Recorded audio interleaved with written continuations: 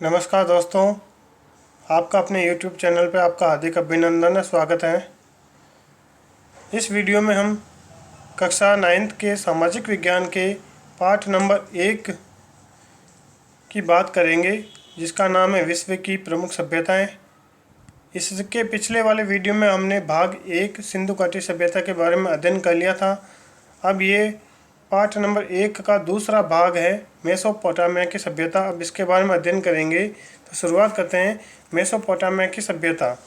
ध्यान रखिए, ये जो अंडरलाइन किए हुए हैं इनमें से क्वेश्चन ज़्यादा बनते हैं, तो इनको आपको ज़्यादा देखना है, ज़्यादा याद करना है इनको। शुरुआत करते हैं।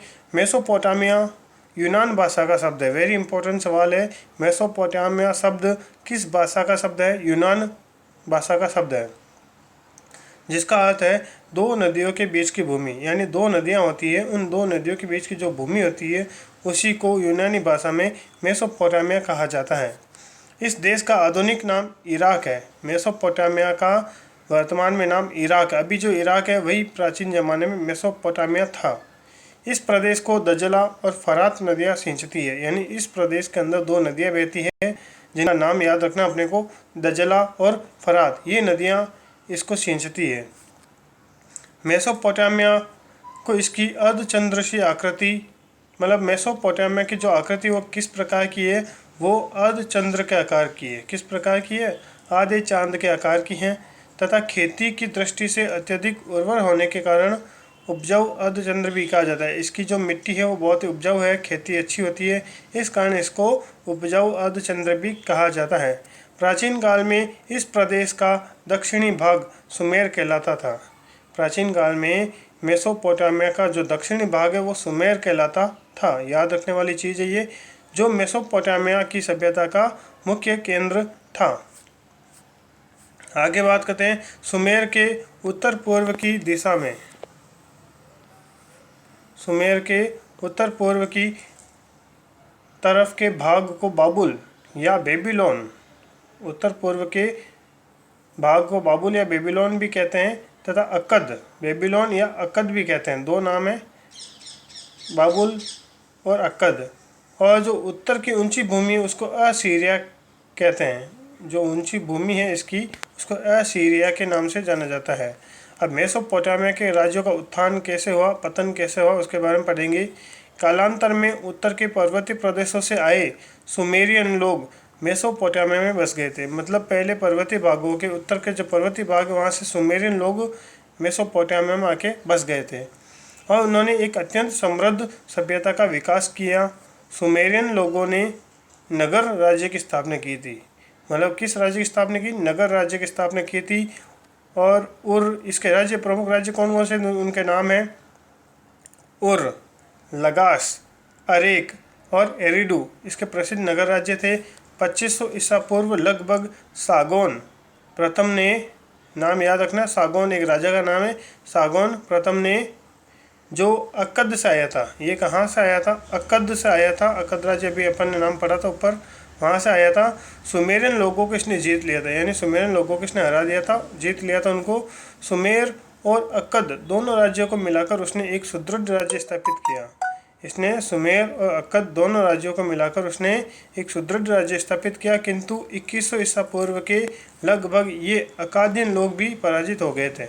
2100 ईसा पूर्व में ये भी लोग पराजित हो गए थे।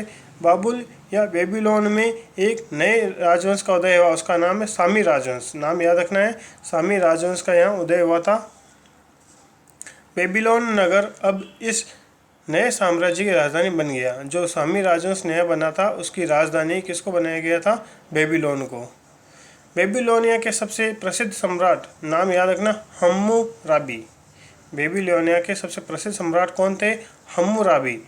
तो हम्मुराबी ने विभिन्न नगर राज्यों में होने वाली लड़ाइयों को रोककर तथा समस्त देश में एक जैसे कानून लागू करके एक सुदृढ़ राज्य का स्थापित किया इन्होंने। मतलब जितनी भी लड़ाइयाँ थी उनको इन्होंने रोक दिया था। राजा का नाम क्या था? हम्मुराबी। नाम याद रखना है, हम्मुराबी बेबीलोनिया का था ये। फिर आगे पढ़ते हैं। बेबीलोनिया की सभ्यता भी सुमेरियन सभ्यता पर आधारित थी। यानी बेबीलोनिया की सभ्यता किस पर आधारित थी? सुमेरियन सभ्यता पर आधारित थी। इसके अनंतर मेसोपोटामिया में असीरियाई लोगों ने अपना साम्राज्य स्थापित किया। मतलब यहाँ पे किन लोगों ने अपना साम्राज्य स्थापित किया था? असीरियाई लोगों ने। इनका साम्राज्य कहाँ से कहाँ तक था? लगभग 1100 से 612 ईसा पूर्व तक इनका शासन था। आगे असीरियाई लोगों ने सीरिया, फिलिस्तीन, फिनिशिया आदि प्रदेशों को जीतकर विशाल साम्राज्य स्थापित किया। मतलब इन्होंने किन किन देशों को हराया था? सीरिया, फिलिस्तीन और फिनिशिया, इनको जीत लिया और एक विशाल साम्राज्य बना लिया। इसके बाद कालडियाई लोगों ने, और एक नाम याद रखना है, कालडियाई लोगों ने असीरियाई लोगों को भी पराजित कर दिया और एक दूसरे शक्तिशाली बेबीलोनियन साम्राज्य की स्थापना की। तो बेबीलोनियन साम्राज्य जिसकी स्थापना मतलब 612 ईस्वी से 539 ईसा पूर्व तक थी। तो कालडियाई लोगों ने की थी इसकी स्थापना। तो बेबीलोनियन साम्राज्य का निर्माण किया, किंतु 539 ईस्वी पूर्व उन्हें पारसियों के हाथों पराजित होना पड़ा। मतलब पारसी जो लोग थे उन्होंने इनको हरा दिया था। सुमेरिया, बेबीलोनिया, असीरिया तथा कॉल्डिया की सभ्यताओं को समग्र रूप से मेसोपोटामिया की सभ्यता के नाम से जाना जाता है। मतलब इन सभी देशों की जो सभ्यता उनको मेसोपोटामिया की सभ्यता कहा जाता है। अब मेसोपोटामिया सभ्यता की कुछ विशेषताएं हैं, उनके बारे में देख लेते हैं। तो हम्मुराबी की विधि संहिता। हम्मुराबी एक महान सम्राट था बेबीलोनिया का, तो उसकी विधि संहिता क्या थी वो भी देख लेते हैं। बेबीलोन के सम्राट हम्मुराबी ने अपनी प्रजा के लिए एक विधि संहिता बनाई थी, जो इस समय उपलब्ध सबसे प्राचीन विधि संहिता है। तो सम्राट ने इसे 8 फुट ऊंची और पत्थर की शिला पर उत्कीर्ण कराया था। और हम्मुराबी का, आगे बढ़ते हैं, हम्मुराबी का जो दंड विषयक सिद्धांत यह था कि जैसे को तैसा और खून का बदला खून। ये हम्मुराबी का सिद्धांत था, जैसे को तैसा मतलब जो जैसा अपने साथ व्यवहार करता उसके साथ वैसा ही व्यवहार करो, और खून का बदला खून, अगर हत्या की तो हत्या का बदला हत्या, ऐसा इसका सिद्धांत था। तो मेसोपोटामिया का सामाजिक जीवन कैसा था इसके बारे में भी हम देख लेते हैं। मेसोपोटामिया सभ्यता में राजा पृथ्वी पर देवताओं का प्रतिनिधि माना जाता था, देवताओं का प्रतिनिधि। और राजा और राज परिवार के बाद दूसरा स्थान पुरोहित वर्ग का होता था, जो संभवतः राजतंत्र की प्रतिष्ठा से पूर्व शासक रहे थे। मतलब सबसे ज़्यादा तो राज परिवार, उसके बाद अगर कोई वर्ग है तो वो पुरोहित वर्ग बहुत सम्मानजनक स्थिति में था। तो मध्यम वर्ग में व्यापारी, जमींदार और दुकानदार थे। मध्यम वर्ग में व्यापारी, जमींदार और दुकानदार थे। समाज में दासों की स्थिति सबसे नीचे थी। लगातार युद्ध होते रहने के कारण समाज में सेना का बहुत महत्वपूर्ण स्थान था। इस काल में सबसे ज़्यादा युद्ध होते थे, इसलिए सेना बहुत महत्वपूर्ण चीज़ थी इनके लिए। आगे आर्थिक जीवन,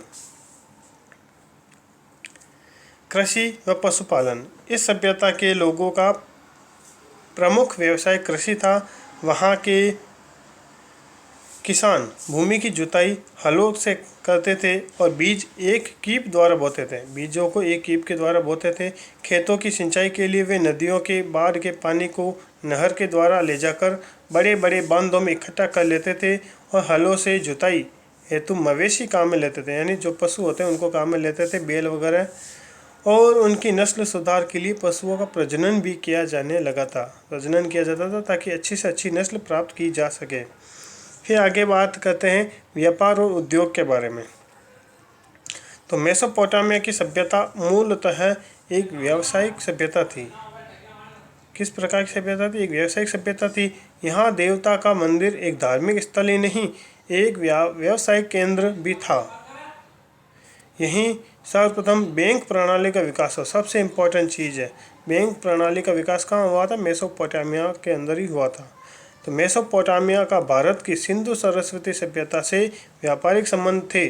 सिंधु सरस्वती सभ्यता की कई वस्तुएं मेसोपोटामिया के उर नगर, याद रखना नाम, नगर का नाम क्या? उर नगर, इसकी खुदाई में मिली है। सिंधु सरस्वती सभ्यता की कई वस्तुएं मिली यहाँ पे। अब धार्मिक मान्यता क्या थी इनकी वो भी देख लेते हैं। मेसोपोटामिया के लोग अनेक देवताओं में विश्वास करते थे। प्रत्येक नगर का अपना संरक्षक देवता होता था, उसे जिगुरात कहते थे। मतलब प्रत्येक नगर का एक अपना संरक्षक देवता होता था, उसका नाम क्या था? जिगुरात। इंपॉर्टेंट है, याद रखने वाली चीज़ है। जिगुरात कहते थे। और जिगुरात का मतलब क्या होता है? स्वर्ग की पहाड़ी। कैसी पहाड़ी? स्वर्ग की पहाड़ी। तो जिगुरात का मतलब स्वर्ग की पहाड़ी होती है। उर नगर मेसोपोटामिया के सबसे बड़े नगरों में से एक था। मतलब जितने भी नगर थे मेसोपोटामिया में, उनमें सबसे बड़ा नगर कौन था? उर नगर सबसे बड़ा था। उर नगर में जिगुरात का निर्माण एक कृत्रिम पहाड़ी पर ईंटों से हुआ था। उर के जिगुरात में 3 मंजिलें थी और उसकी जो ऊंचाई है वो 20 मीटर से भी अधिक थी। मेसोपोटामिया के लोग परलोक की अपेक्षा इस लोक के जीवन में अधिक रुचि रखते थे। मतलब परलोक भी इनके सामने फेल था। बात ये है, ये जिगुरात की जो 3 मंजिलों इमारत थी उसको ही परलोक मानते थे ये। उनका ध्यान इस लोक के जीवन की व्यवहारिक समस्याओं पर केंद्रित था। उनके पुरोहित भी व्यवसाय में रत रहते थे। यानी इनके जो पुरोहित थे वो एनी टाइम व्यवसाय करते रहते थे। अब बात करते हैं ज्ञान और विज्ञान के बारे में। विज्ञान के क्षेत्र में मेसोपोटामिया के लोगों की उपलब्धियां बहुत ही महत्वपूर्ण है। मतलब विज्ञान के क्षेत्र में ये तो बहुत इंटेलिजेंट थे, होशियार थे, बहुत खोजें भी की थी इन्होंने। तो खगोल विज्ञान के क्षेत्र में उन्होंने काफ़ी उन्नति कर ली थी। उन्होंने सूर्योदय, सूर्यास्त और चंद्रोदय और चंद्रास्त का ठीक समय मालूम कर लिया था। इतने इंटेलिजेंट थे ये वास्तव में। उन्होंने दिन और रात्रि के समय का हिसाब लगाकर पूरे दिन को 24 घंटों में बांटा था। 24 घंटों में इन्होंने बांटा था। 60 सेकंड को 1 मिनट और 60 मिनट के 1 घंटे का विभाजन भी सबसे पहले इन्होंने ही किया था। रेखा गणित के वृत्त को उन्होंने 360 डिग्री में विभाजित करना प्रारंभ किया। रेखा गणित में जो एक वृत्त होता है, वृत्त के चारों सभी कोणों का योग 360 डिग्री होता है। ऐसी बात मेसोपोटामिया में सबसे पहले पता चल गई थी। इस तरह मेसोपोटामिया के निवासी विज्ञान और गणित की उन्नत परंपराओं से अवगत थे। अब बात करते हैं स्थापत्य कला के बारे में। मेसोपोटामिया के कलाकारों ने मेहराब का भी आविष्कार किया था। मतलब मेसोपोटामिया के जो कलाकार हैं उन्होंने मेहराब का भी आविष्कार किया। मेहराब स्थापत्य कला की सबसे महत्वपूर्ण खोज थी। मेहराब स्थापत्य कला जो है वो एक महत्वपूर्ण खोज थी, क्योंकि यह बहुत अधिक वजन संभाल सकती थी। ये मेहराब में है ना इम्पोर्टेंट क्यों है? क्योंकि ये बहुत ज़्यादा वजन भी संभाल सकती थी और ये देखने में भी बहुत आकर्षक लगती थी। किलाक्षर लिपि। अब मेसोपोटामिया की किलाक्षर लिपि क्या है इसके बारे में देख लेते हैं। मेसोपोटामिया की पहली लिपि का विकास सुमेर में हुआ। सुमेर एक इनका नगर का नाम है मेसोपोटामिया का, वहाँ पे। तो इम्पोर्टेंट सवाल बनता है यहाँ पे, मेसोपोटामिया की पहली लिपि का विकास कहाँ हुआ था? तो सुमेर एक नगर है, वहाँ हुआ था। सुमेरियन व्यापारियों ने, यानी जो सुमेरियन व्यापारी हैं, उन्होंने अपना हिसाब किताब रखने के लिए कीली जैसी चिन्ह बनाकर लेखन कला का विकास किया। मतलब कीली जैसी चित्र बनाकर वो अपना लेखन का हिसाब किताब रखते थे। इसे कोनिफॉर्म या किलाक्षर कहते हैं। इसे ही क्या कहा जाता है? कोनिफॉर्म या किलाक्षर कहा जाता है। इस प्रकार हमने पाठ नंबर 1 के भाग नंबर 2 जो कि मेसोपोटामिया की सभ्यता थी उसके बारे में हमने अध्ययन किया है। अगली वीडियो के बारे में हम मिस्र की सभ्यता के बारे में विस्तार से अध्ययन करेंगे। उम्मीद करता हूँ कि आपको ये वीडियो बहुत पसंद आया होगा और आपसे एक अनुरोध है कि वीडियो देखने के बाद आप इसको लाइक ज़रूर किया करें अपने दोस्तों और मित्रों के साथ, और अपने परिवार के सभी सदस्यों को ये वीडियो शेयर करें ताकि उनको भी इस वीडियो का फ़ायदा मिल सके। और जो रीट की या जो भी पटवारी की या कोई भी राजस्थान की प्रतियोगिता परीक्षा की तैयारी कर रहे हैं उनके लिए ये तो बहुत ही फ़ायदेमंद चीज़ है। उनको तो ये आप शेयर करेंगे तो आपके लिए बहुत अच्छा साबित होगा। तो इसी के साथ मैं अपनी वाणी को विराम देता हूँ। मिलेंगे अगले वीडियो के अंदर मिस्र की सभ्यता के बारे में। तब तक जय हिंद, जय भारत।